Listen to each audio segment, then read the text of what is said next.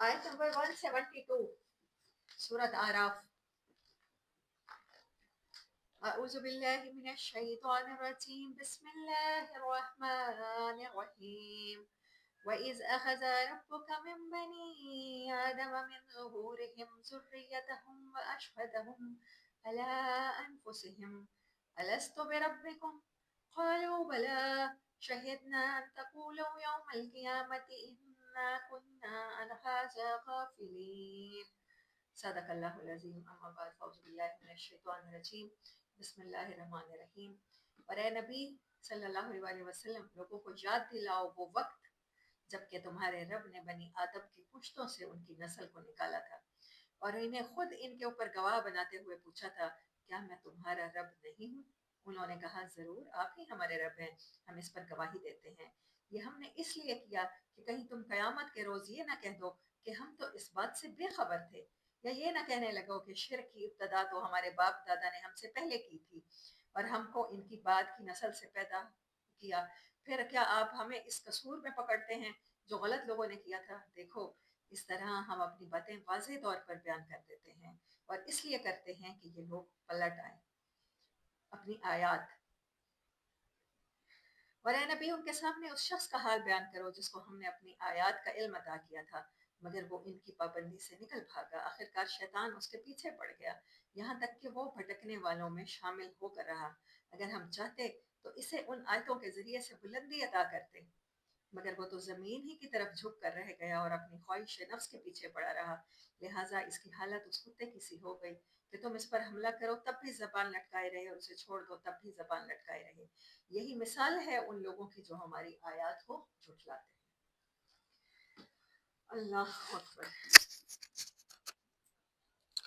تو یہ سٹوری ہے اس وقت کی جب اللہ تبارک و تعالیٰ نے ہم سے عہد لیا.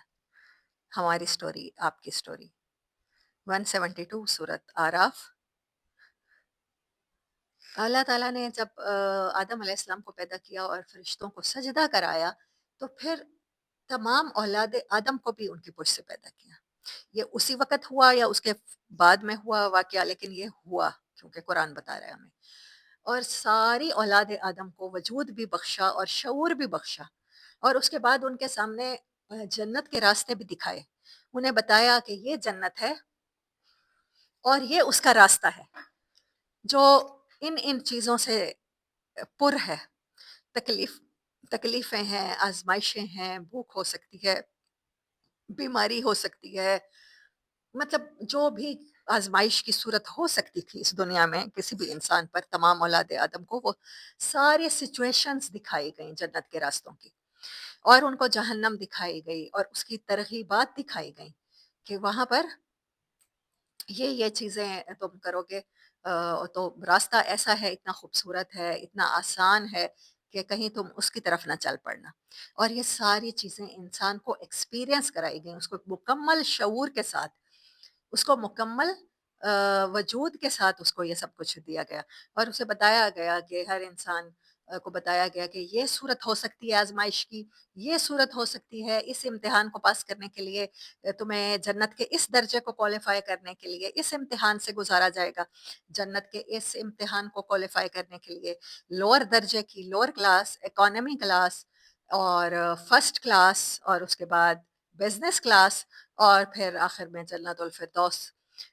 7 جنت کے درجے غالباً مینشن ہیں قرآن میں، جنت الماوا، جنت العدن، جن میں سے کچھ کے نام مجھے آتے ہیں، جنت الفردوس. تو اسی طرح تو ہر انسان نے اپنی کیپیسٹی کے مطابق، کچھ روحوں نے، کچھ انسانوں نے سلیکٹ کیا جنت الفردوس اور انہوں نے اس راستے کی ساری آزمائشوں کو قبول کیا اس ٹائم، اس انسان نے.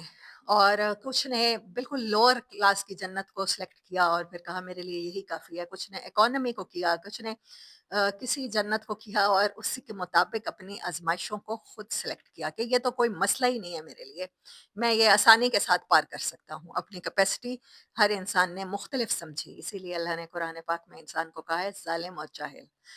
اور پھر یہ ساری کیپیسٹی کرنے کے بعد اللہ تعالیٰ نے کہا بتاؤ کیا یہ سب کچھ تم اس پہ ایگری ہو؟ تب نہ صرف انسانوں نے یہ کہا کہ ہم ایگری ہیں، بلکہ اللہ تعالیٰ نے اس کو میثاق کہا ہے، اور میثاق عربی میں ریٹن معاہدے کو کہتے ہیں. ہم سب نے وہ کانٹریکٹ کیا ہے اپنے مکمل شعور اور آگاہی کے ساتھ. یہ ہے عہد الست جو اللہ تعالیٰ نے کہا ہے. میں تمہیں یہ اس لیے بتا رہا ہوں، تمہیں قرآن میں دوبارہ یاد دلا رہا ہوں کہ تم یہ نہ کہو کہ ہمارے تو لاشعور میں بھی یہ بات نہیں تھی. جب ہم دنیا میں آئے ہیں آپ نے تو ہماری میموری سے سب کچھ ہی واش کر دیا، ہمیں نہیں پتا. اب چاہے ہماری میموری سے واش ہو چکا ہے، لیکن اللہ تعالیٰ کی مہربانی ہے کہ وہ قرآن پاک میں اس واقعے کا، اس کہانی کو ہمیں دوبارہ سنا کے بتا رہا ہے کہ ایسا ہوا تھا. ابھی امتحان کے دوران تو کتاب نہیں کھولی جائے گی نا. امتحان کے دوران تم نہیں دیکھ سکتے اپنی یاداشتوں کے وہ صفحے نہیں دیکھ سکتے جس پہ یہ سٹوری لکھی ہوئی ہے.